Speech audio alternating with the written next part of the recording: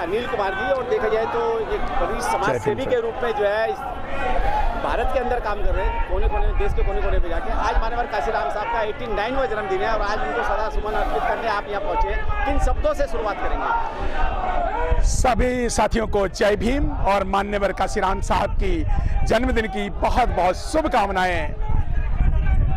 मान्यवर काशीराम साहब, तुम्हारी नेक कमाई, तुमने सोती कौम जगाई, इन शब्दों से मैं शुरुआत करना चाहूंगा। देखा जाए पूरा देश और दुनिया के अंदर आज उनको जो है अपने श्रद्धा सुमन अर्पित किए जा रहे हैं। आप खुद एक जो है उनके विचारक रहे हैं, किन विचारों से आज शुरुआत करेंगे? मान्यवर राजकुमार जी, बहुजन नायक को शब्दों में मैं चाहूंगा कि उनके 3-4 बातें कहूं कि पहली बात तो बहुजन नायक ने हमें शब्दावली सिखाई। जैसे मान्यवर यह शब्द है बहुजन, पहले दलित पता नहीं क्या क्या SC ST कहा करते थे। मान्यवर साहब ने बहुजन शब्द खोज निकाला। बहुजन हिताय, बहुजन सुखाय, लोकानुकंपाय, 3000 साल पुराना शब्द बहुजन खोजा, मान्यवर कहा। मान्यवर जो है सम्मान का प्रतीक। ये 85-15 का समीकरण खोज निकाला उन्होंने। बहुजन समाज, जो जातियों में बटे लोगों को बहुजन समाज बताया। मान्यवर ने नारे गढ़े, मान्यवर ने वोट की वैल्यू समझाई, मान्यवर ने जो मुर्दा कौम को जिंदा बनाया। कहाँ तक कहें, मान्यवर बाबा साहब अंबेडकर साहब को मान्यवर काशीराम साहब ने प्रतिस्थापित कर दिया। जो कांग्रेस ने बाबा साहब को एक तरह से कोशिश की थी दफनाने की, लेकिन बाबा साहब को मान्यवर काशीराम साहब ने पूरे भारत में प्रतिस्थापित कर दिया। मान्यवर काशीराम साहब ने बहुजन नायक, मान्यवर काशीराम साहब ने बहुत सारे बहुजन नायकों को, बुद्ध, फूले, अंबेडकर, साहू जी कहते थे मान्यवर काशीराम साहब आए और 3 बाबा लाए। तो लोग यूपी में कहते 3 बाबा कौन कौन से? एक तो टाई वाले बाबा, एक टोपी वाले बाबा, एक दाढ़ी वाले बाबा। तो साहू जी महाराज थे और बाबा साहब अंबेडकर थे और फूले थे। तो मान्यवर साहब ने बहुजन नायकों को समाज में दिया। मान्यवर साहब ने जो फटे जूते वाले लोगों को, जिन्होंने कभी सत्ता में सोचा ही नहीं, उन्हें MLA MP बनाया। मान्यवर साहब ने DS4 बनाया। कहते ब्राह्मण बनिया, ठाकुर बनिया, ब्राह्मण छोड़ बाकी सब DS4। उनको ये बताएं ये तो तुम्हारा राज्य है। बोलते वोट हमारा, राज तुम्हारा, नहीं चलेगा। बोलते जो जमीन सरकारी है वो जमीन हमारी है। ये बात उन तभी कुछ लोगों को अपने अधिकार की बात जो बाबा साहब ने वोट देके कही, वो मान्यवर काशीराम साहब ने सरल शब्दों में कही। राजकुमार जी, तो कितना बखान करें मान्यवर साहब का।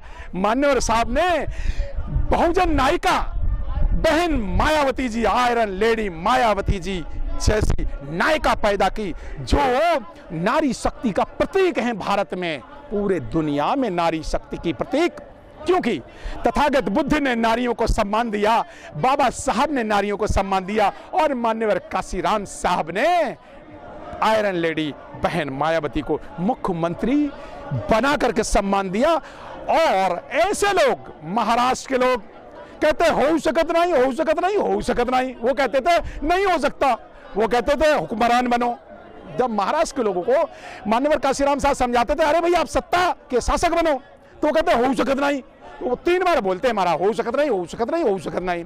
मान्यवर काशीराम साहब उत्तर प्रदेश आए, यहां पर 95 में सत्ता बनाई और बहन जी को मुख्यमंत्री बनाया और सीधे गए नागपुर। और वहां जाके कहते हैं, महाराष्ट्र में कहते हैं हो सकत है।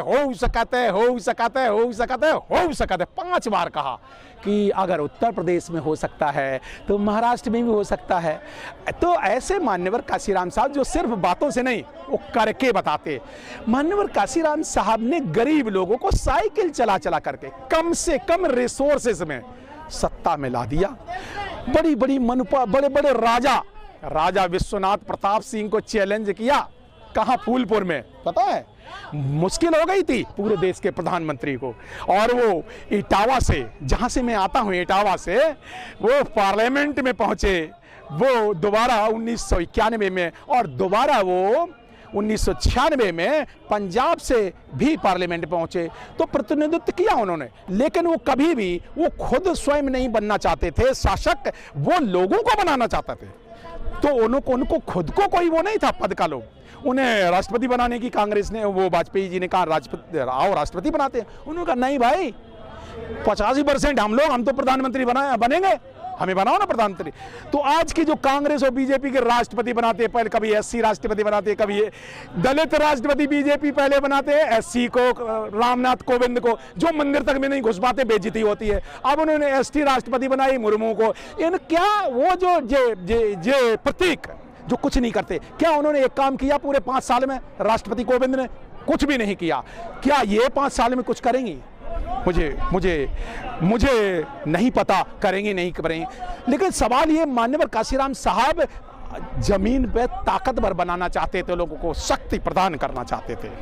सर मेरा बड़ा महत्वपूर्ण सवाल है, देश की आज़ादी से लेके अब तक जो है दलित प्रधानमंत्री इस देश में नहीं बन पाया, लेकिन देश का 85% बहुजन जो है वो कहीं ना कहीं इस देश के अंदर जो है दलित प्रधानमंत्री की मांग करता रहा। कब ये सपना पूरा होगा? हाँ, ये मैं माननीय काशीराम साहब का ये शब्द, जब 50वीं वर्षगांठ ये कांग्रेस मना रही थी आज़ादी की, तो माननीय काशीराम साहब को कहा कि आप बोलिए। उन्होंने कहा हम नहीं बोलेंगे, तो उन्होंने कहा नहीं बोलिए।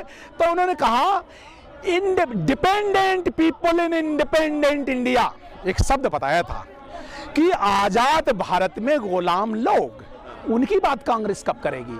तो जो ये वाली बात जो मान्यवर काशीराम साहब कहते थे कि गांव से लोग जो हैं माफिया, वो होता था जिसको कहते हैं जो माफिया गांव में, दूसरे मनुवादी माफिया, या जिनको कहते हैं एक ब्राह्मणवादी माफिया, एक और माफिया वो शब्द यूज़ करते थे। मैं आपको बताता हूँ, पर्टिकुलर शब्द है एक माफिया जो वो यूज़ करते थे। मैं एक सेकेंड, वो कहते थे फ्यूडल लॉर्ड और स्लम लॉर्ड, दो बात कहते थे।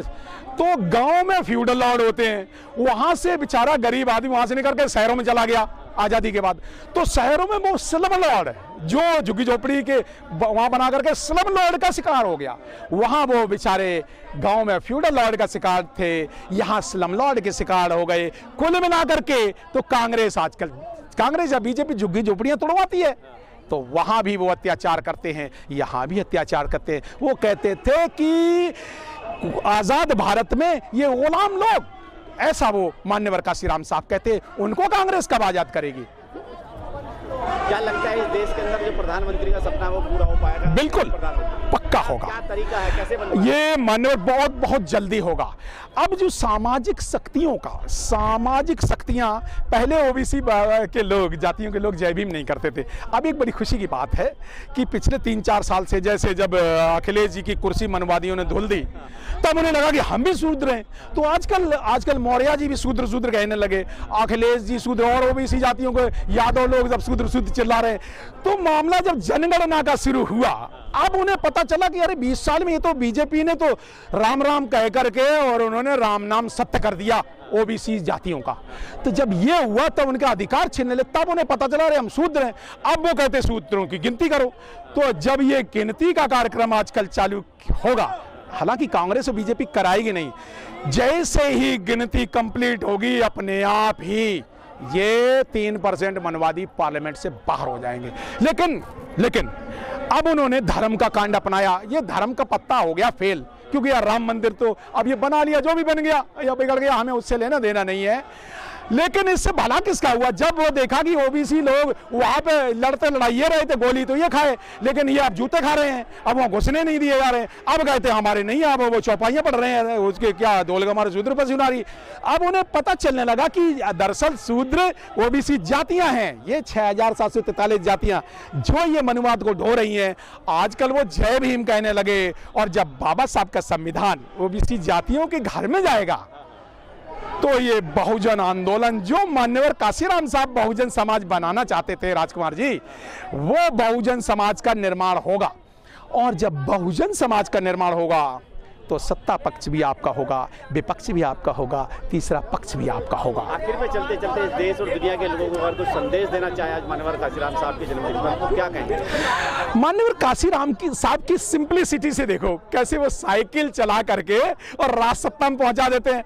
हम लोग कारों में कारों के होते हुए, बड़ी बड़ी नौकरियां होते हुए भी जय भीम का काम 5 कैडर तो अटेंड कर नहीं पा रहे। तो शहरों शहरों में क्यों कैडर कैंप लेते हैं? सामाजिक संगठनों को यह संदेश है, वो उन्हें गांव गांव में जाकर के काम करना चाहिए। वो सिर्फ दिल्ली, बंबई, कलकत्ता, मद्रास यहां पे काम करो भाई जय भीम का, लेकिन जरा गांव में भी तो जाओ, तो वहां पे जाकर के जागृति करें। धार्मिक संगठनों वाले उनको भाई धर्म का काम तो आप जरूर कर रहे हो, लेकिन ये जरूर बताएं सामाजिक कार्यक्रम जो जितने बुद्धिस्ट बना रहे हैं कि ये बुद्ध बनाने वाले लोग वोट कहां डालें? जब माननीय काशीराम साहब का नाम लेते लेते एक नेता है आप पार्टी के, अब उनका नाम नहीं लूंगा, उनको नौकरी से उनसे उनकी जो उनका जॉब चला गया, मंत्रीशिप चले गई, क्योंकि उन्होंने जय भीम का काम शुरू किया। मान्यवर काशीराम साहब का नाम तो लिया, लेकिन जैसे ही मान्यवर काशीराम साहब की दिशा दिखाई तो पता चला उनको निकाल दिया गया। तो ये मनवादी पार्टियां कभी बहुजन आंदोलन के कार्यकर्ताओं को कभी भी स्वीकार नहीं करेंगी। अगर आप ईमानदारी से काम करेंगे तो आपको बेहतर है कि अब आपकी अपनी पार्टी, जो आपकी अपनी पार्टी बहुजन समाज पार्टी और हाथी को मजबूत करके, हाथी जो राजसत्ता का प्रतीक है, वहीं पे वोट कर करके 2024 में इतनी ताकत लाओ कि इस बार 2024 में बीएसपी के बिना सरकार नहीं बननी चाहिए केंद्र की। और ऐसा होगा अब 2024 में, क्योंकि अब लोग भरे हुए हैं। अब वो 85 करोड़ लोग जिन्होंने 5 किलो अनाज से खरीद लिया था पिछली बार मोदी ने और योगी की सरकारों ने, अब वो खरीदने वाले नहीं है।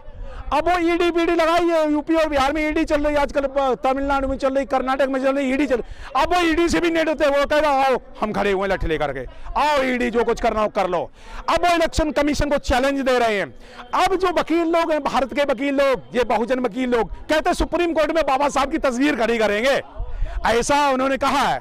अब वो जो मनु की तस्वीर है ना वहां पे राजस्थान हाई कोर्ट, अब वो कहते हैं ये तस्वीर हटाओ, अब वो मूर्ति हटाओ। अब वो ये बातें करने लगे हैं। अब बहुजन जाग चुका है, अब ओबीसी जाग चुका है। अब मान्यवर काशीराम साहब की जो सोच थी, वो बहुजन भारत का निर्माण होना शुरू हो गया है। और ऐसे ही धीरे धीरे अब वो वोट की वैल्यू पहचानने लगे हैं, अब वो सत्ता में हक मानने लगे हैं, अब वो नौकरियां मानने लगे हैं। हालांकि नौकरियां जैसे इन्होंने छीन ली लिबरलाइजेशन, प्राइवेटाइजेशन से, तो अब वो समझ गए हैं कांग्रेस, बीजेपी और आपका खेल।